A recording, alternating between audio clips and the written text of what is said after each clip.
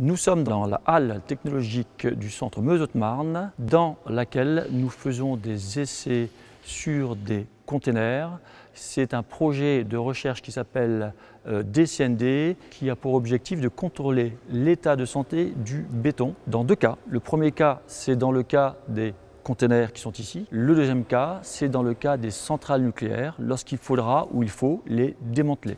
Ce béton peut avoir des pathologies, des maladies, et pour ça nous utilisons des ultrasons. Comme les femmes enceintes ont des échographies, nous faisons des échographies sur le béton avec nos ultrasons. Parfait. Nous sommes 3 partenaires avec chacun une compétence spécifique. Par exemple, nous travaillons sur les ultrasons.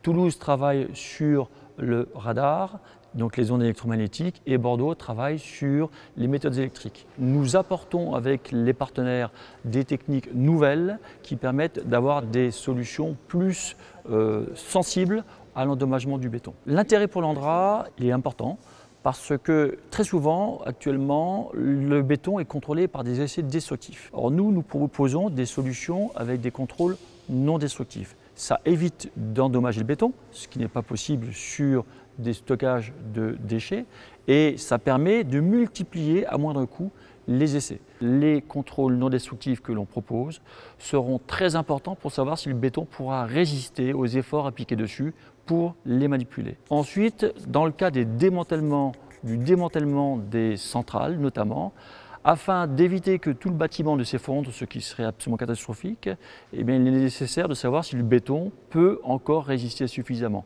Encore une fois, les essais non destructifs seront un point très important pour quantifier la capacité de résistance du béton.